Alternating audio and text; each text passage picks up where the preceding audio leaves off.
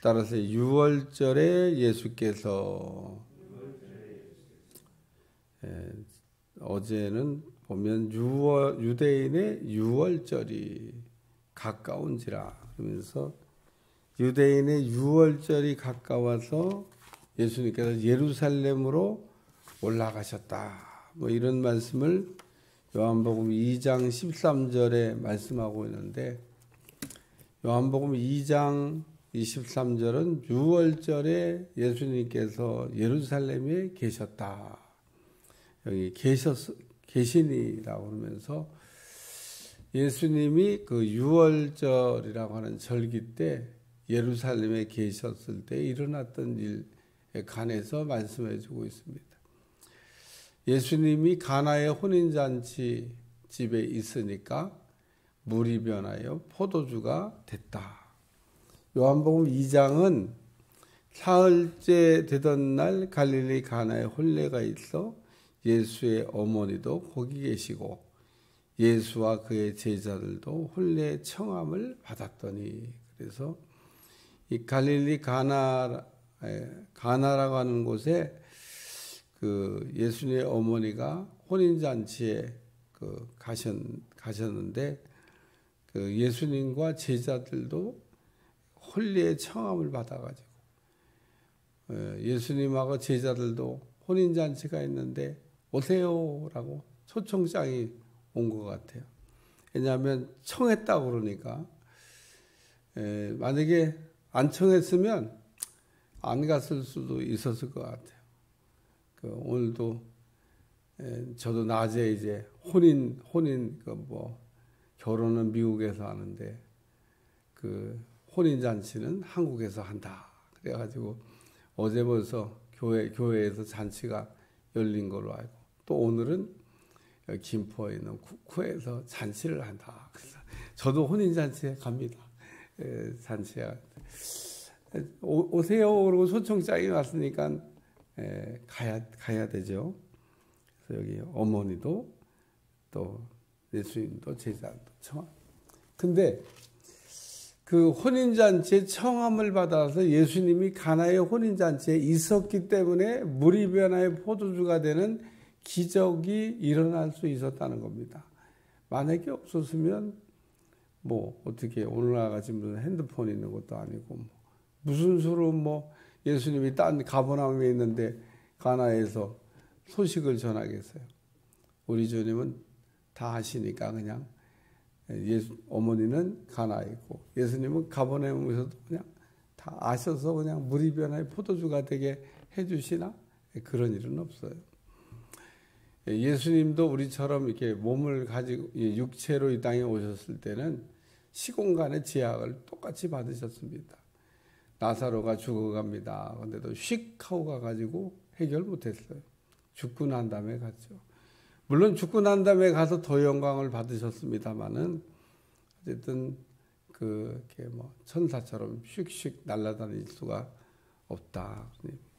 그래서 가나에 예수님께서 계셨더니 이렇게 물이 변하여 포도주가 되는 표적이 일어났다. 6월절이라는 절기 때 물론 유대인들은 다 예루살렘에 올라가서 절기를 지켰는데 예수님도 역시 마찬가지로 유대인이니까 절기를 지키려고 예루살렘에 올라갔던 겁니다. 그래서 예수님이 지금 6월절에 당연히 유대인이면 다 올라가야 됩니다만은 6월절에 예수님께서 예루살렘에 계시니 예수님이 계신 게 참 중요합니다. 예수님이 계시면 물이 변하여 포도주가 되는 그 표적도 행하시고 예수님이 계시면 죽은 나사로도 살아나고 그래서 그 마르다와 마리아가 예수님 여기 계셨더라면 그러고 입 나온 소리 하잖아요. 예수님 계셨더라면 빨리 오시든지 아니 우리하고 그냥 같이 있으셨든지 그러면은 나사로가 안 죽었을 텐데 나사로가 또 고침을 받았을 텐데 그리고 마르다와 마리아가 다 입 나온 소리를 이렇게 하는 내용이 나옵니다. 어쨌든 예수님이 내 삶의 중심에 계신 거는 참 좋은 일입니다. 우리 성관계 성전 안에도 우리 예수님이 계시고 여러분의 삶의 자리에도 예수님이 계시고 예수님이 계셔야 돼요. 에스겔서를 제가 이렇게 연구하다가 에스겔서에 그런 말씀이 나옵니다. 제가 마음에 팍 꽂혀가지고 늘 기억하고 있는 말씀. 하나님의 영광이 성전을 떠났다.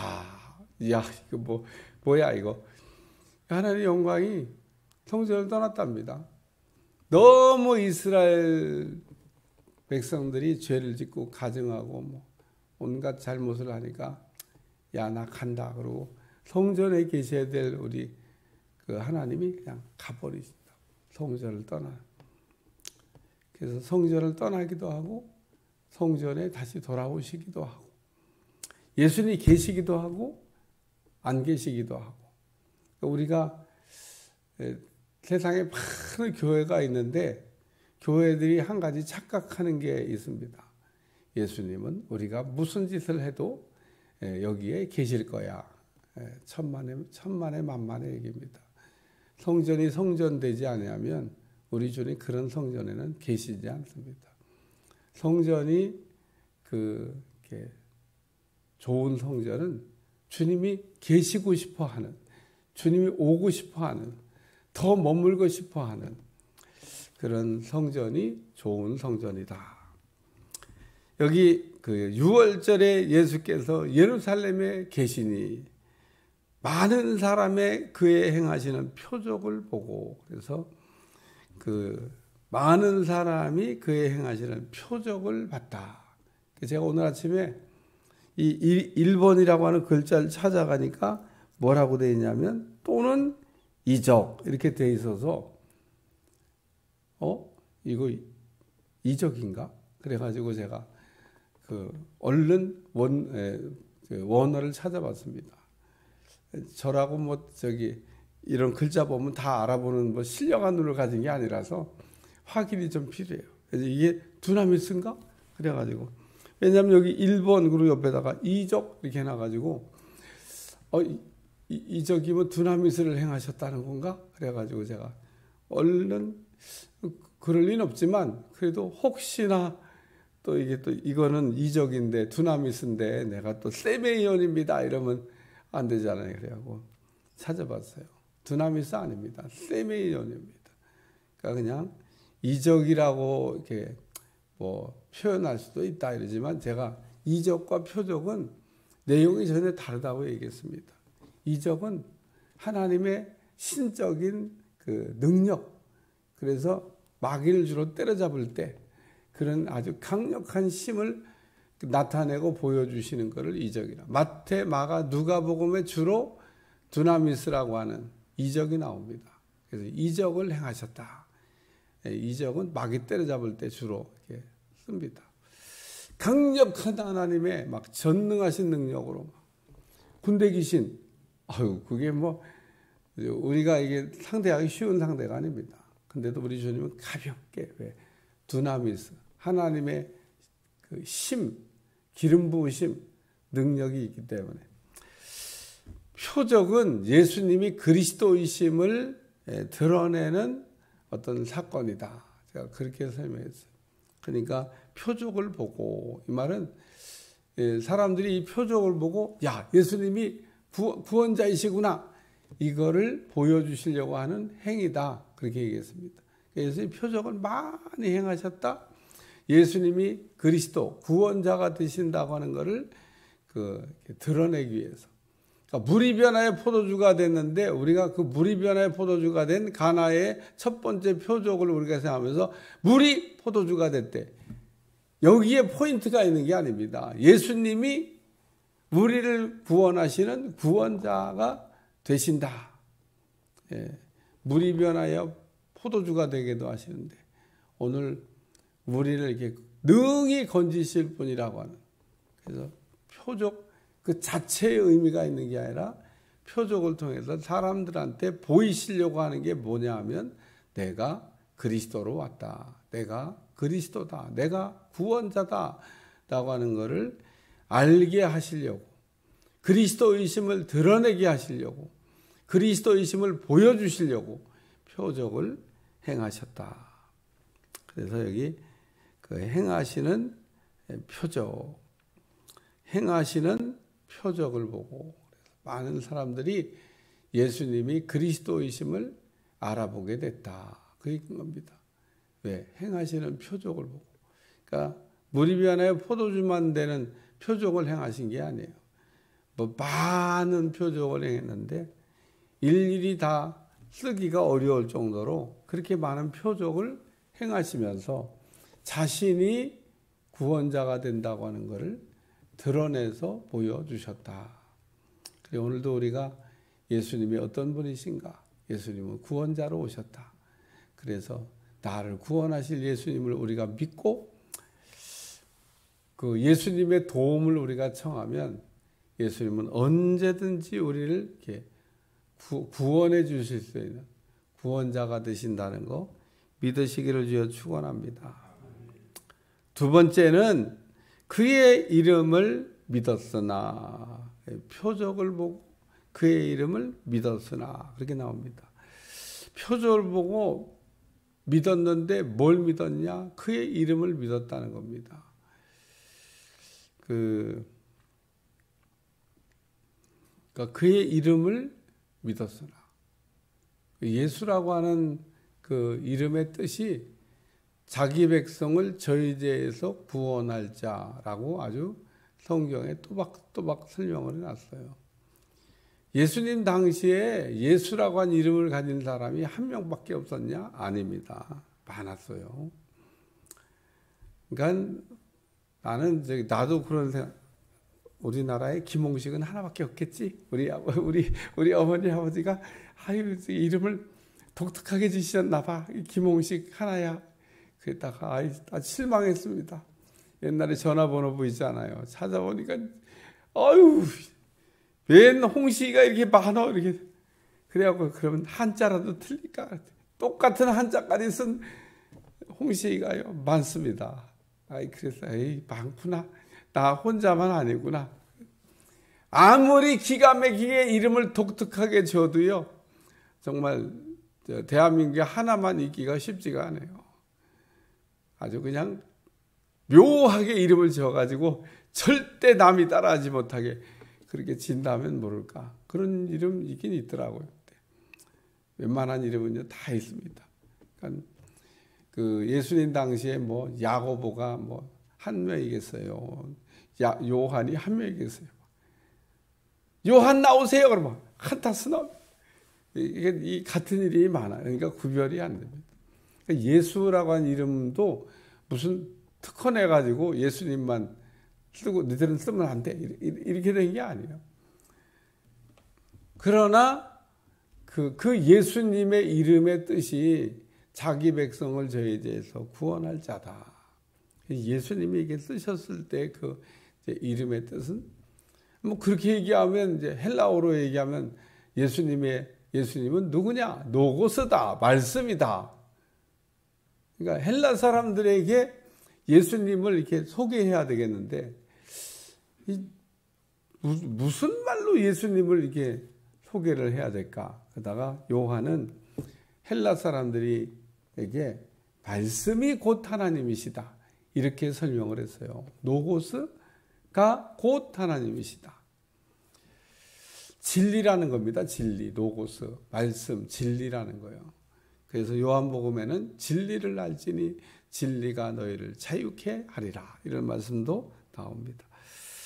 여기 그의 이름을 믿었으나라는 말을 우리가 좀 이해하기 위해서는 요한복음 1장 12절, 요한복음 1장 12절에 보면 영접하는 자, 곧 그의 이름을 믿는 자들에게는 하나님의 자녀가 되는 권세를 주셨다. 저는 요한복음 1장 12절을 읽으면서 늘 요한은 어떻게 영접하는 자라고 하는 이 표현을 이렇게 잘했을까? 아주 감탄이 나옵니다. 요한이라는 제자가 아주 참 요한복음을 잘 썼어요. 잘 썼어요. 마태, 마가, 누가도 아주 잘 썼는데 그 요한복음, 마태복음은 유대인들을 위한 복음서입니다. 요한복음은 헬라인들을 위한 복음서입니다. 이 책을 읽어야 될 대상이 달라요. 마태복음은 유대인들은 구약 성경을 다 알잖아요. 그러니까 구약 성경에 있는 모든 예언의 말씀을 다 인용해서 예언이 이루어졌다. 예언이 이루어졌다. 이렇게 설명을 해야 유대인들이 정말 그러네? 그러네? 그러면서 믿을 거 아니에요. 그래서 예언을 얘기하고 성취가 됐다는 얘기를 계속 인용하면서 예언과 성취의 도식으로 마태복음을 써서 유대인들을 믿게 하려고 했고, 헬라 사람들은 그 헬라어로 그리고 그 헬라적인 사고를 가지고 있는 사람들에게 그 복음을 전해야 되니까 그런 의미로 여기 영접하는 자가 뭐냐? 곧 그 이름을 믿는 자가 영접하는 자다. 그러니까 영접이라고 하는 것은 예수님의 이름을 믿는 사람, 예수님의 이름을 받아들이는 사람이 곧 영접하는 사람이다. 그래서 믿는다고 하는 건요, 예수님의 이름을 받아들이는 겁니다. 오늘 우리가 예수님의 이름을 받아들이면 성전에 하나님이 와서 거하신다고 그러는데 이 성전의 개념을 구약 성경은 어떻게 표현하고 이름을 두시려고 만든 곳이 성전이다. 이름이 그래서 있는 곳이 성전이다. 이렇게 얘기하고 있습니다. 그러니까 우리가 이 성전이 왜 성전이냐 하면 여긴 하나님의 이름이 있는 곳이라. 하나님의 이름을 두시려고 만드신 곳이 성전이라는 겁니다. 이 이름이 중요해요. 이름. 여긴 하나님의 이름이 있는 곳이기 때문에 성전이다. 그래서 그 이름을 믿음으로. 세 번째 말씀은 사람들을 안 믿었다. 이런 말씀이 나옵니다. 어디 갔어? 보니까 이렇게 표적을 행하시면서 사람들에게 구주임을 믿게 했지만은 24절, 25절 보면 친히 모든 사람을 아시며 그러면서 사람들 안 믿었다. 그 얘기합니다. 사람은 사랑의 대상이고 하나님은 믿음의 대상이다. 간단하게 설명했지만 꼭 새겨두시기 바랍니다. 반대로 가면 안 되는 거예요. 사람을 믿음의 대상으로, 하나님을 사랑의 대상으로 가면 안 되는 겁니다. 사람은 사랑하라고, 하나님은 믿으라고. 근데 거꾸로 가. 사람은 믿고, 하나님은 사랑. 이러면 이제 뭐가 이제 심각한 문제가 생기는 겁니다. 예수님도 안 믿었어요, 사람들. 여기 예수께서 그의 몸을 그들에게 의탁하지 아니하셨어요. 이는 친히 모든 사람을 아시며 또 사람에 대하여 누구의 증언도 받을 필요가 없었으니 이는 그가 친히 사람 속에 있는 것을 아셨음이니라. 그러면서 요 24절에 여러분 성경을 보면 사무엘상 16장 7절 사람은 외모를 보거니와 하나님은 중심을 보느니라. 참고해서 읽어라. 그런 성경 구절이 밑에 붙어있는 분이 있을 거예요. 없는 분도 있고 있는 분도 있을 텐데 사무엘상을 찾아가 보면 다윗의 집에서 이새의 집에서 다윗을 이렇게 이스라엘의 왕으로 기름 부으신다. 이게 말이 이렇게 가끔가다 거꾸로 막 이새의 집에서 다윗을 이렇게 이스라엘 2대 왕으로 기름 부을 때 그때 이제 아들을 막 지나가게 하는데 사무엘 선자가 제대로 선택을 못 합니다. 그러니까 하나님이 직접 사무엘 선자에게 영분별하는 법을 가르치는데 사람은 외모를 보거니와 나는 중심을 본다. 영분별은 어떻게 하는 거냐? 겉을 보고 하는 게 아니라 중심을 보고 한다. 내가 왜 그 기라성 같은 스펙이 좋은 아들들을 다 지나가게 하고 현재는 미완성으로 아무것도 준비되어 있지 않는 어린 다윗, 그냥 어린애입니다. 아직 모든 스펙이 준비되지 않은 미완성입니다. 다윗이 무슨 스펙이 잘 갖춰져 있어 갖고 하나님이 뽑으신 게 아닙니다. 형들은 다 스펙을 다 준비했는데 다윗은 아직 스펙이 없습니다. 어린아이라니까, 어린아이. 아무도 하나님이 하시는 일을 보고 이해가 안 됐을 겁니다. 아니, 능력이 이미 검증된, 그리고 키도 크지, 칼싸움도 잘하지, 활도 잘 쏘지, 말도 잘하지, 이런 스펙을 가지고 있는 그 기라성 같은 형들을 다 제끼고, 아니 아직 아무것도 준비된 게 없는 어린아이이기 때문에 아직 뭐 이게 뭐 준비된 게 있는 아이가 아닙니다. 그저 하는 일이 양 지키는 일이나 뭐 할까. 우리 지금 손자 왔으니까 또 양 지켜. 형들이 아마 하나쯤은 같이 있었을 것도 같아요. 아니면 다 같이 있었는지도 모르지. 근데 사무엘 선자가 왔다 그러니까 순서대로 내려가는 거지. 양 지켜? 양 지켜? 그래, 마지막에 남은 게 다윗이야. 응? 다윗은 어린 다윗. 형들이 다 집으로 달려가고 자기는 양 지키고. 근데 하나님은 순서에도 없던 사무엘 선자가 이게 아들들을 지나갈 때 순서에도 없었습니다. 순서에도. 왜 순서에도 없냐? 다 지나갔는데 사무엘 선자가 또 묻잖아. 더 없냐고. 왜 하나님이 이가은이 기름을 부으라 이렇게 얘기 안 하니까 더 없냐고. 그러니까 이새가 좀 성질 났어요. 있긴 있는데 어린애 하나 아직 어린애 하나 남았다고.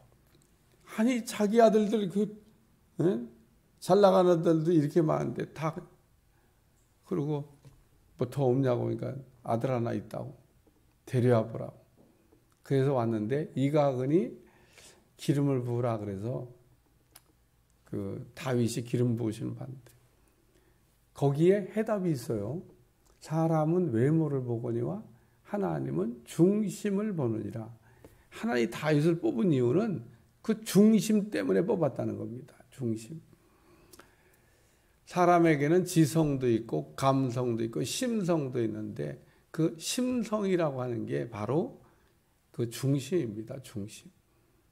그러니까 하나님은 머리 좋은 사람, 또 인격이 된 사람 쓰는 게 아니라 심성이 된 사람, 하려고 하는 사람, 그런 사람을 쓰신다는 겁니다. 하나님은 하려고 하는 자에게 할 수 있는 힘을 주신다. 그 하려고 하는 사람을 하나님은 쓰신다는 겁니다. 하려고 하는 생각이 없어요. 새벽 기도를 막 하려고 하잖아요. 그러면은 하게 하십니다. 그러니까 여러분 하나님을 위해서 뭔가 하고 싶을 때는 기도도 됩니다. 하나님 하고 싶어요. 나도 남들처럼 주일 성수 잘하고 싶어요. 내가 지금 직장이 주일 성수가 안 되는 직장이야. 애로사항 많은데 하나님 나 정말 주일 성수하고 싶어요. 이러고 기도하면요. 우리 하나님 전능하시잖아. 그런 자리가 세상에 길바닥 돌같이 널렸습니다. 몰라서 그러지. 주일 성수 다 하고도 돈은 돈대로 보는 자리가 길바닥에 돌같이 널렸어요. 야, 어떤 사람은 저런 자리에 가서 이렇게 일하나? 있다니까요. 그 자리에 어떻게 갔나? 기도해서 가는 거죠. 뭐든지 우리가 하려고 하는 자에게 할 수 있는 능력을 주시는 겁니다.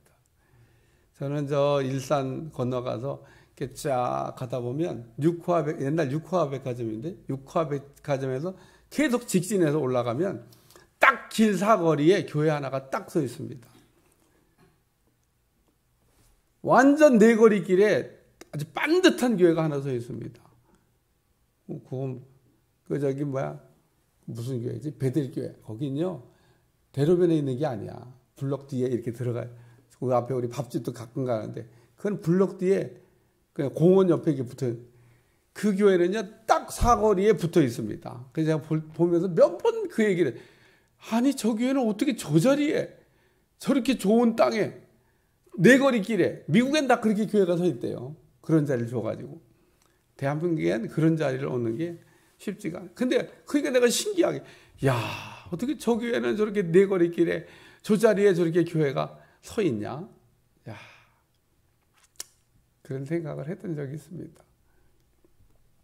오늘 하나님은 뭐든지 할 수 있다는 거 믿으시기 바랍니다. 하나님이 못하는 게 없어요. 하려고 하는 자에게 할 수 있는 능력을 주신다. 할 수 있게 해달라고 기도해봐요. 다윗에게는 그런 하려고 하는 마음이 아주 다른 형제들보다 강하게 있었다는 겁니다. 심성이 좋았다는 겁니다. 그래서 그 아들들 중에 심성이 가장 좋은 다윗을 하나님께서 기름 부으신 겁니다. 오늘도 여러분이 지성도 좋아야 되고 감성도 좋아야 되고 심성도 좋아야 되는데 여러분 심성이 좋아야 돼요. 하나님 쓰는 사람입니다. 하나님 쓰는 사람은 심성이 좋아야 돼요. 좋은 심성을 갖게 해달라고 기도하시기를 축원합니다. 기도하겠습니다. 우리 하나님은 사람의 중심을 보시는 하나님인 줄 믿습니다. 오늘도 우리의 좋은 심성을 갖도록 축복해 주시고 하나님 앞에 쓰임 받도록 도와주시며 오늘 예수님이 구원자가 되신다는 거 믿게 하셔서 우리 인생의 구원을 받을 수 있도록 축복해 주옵소서.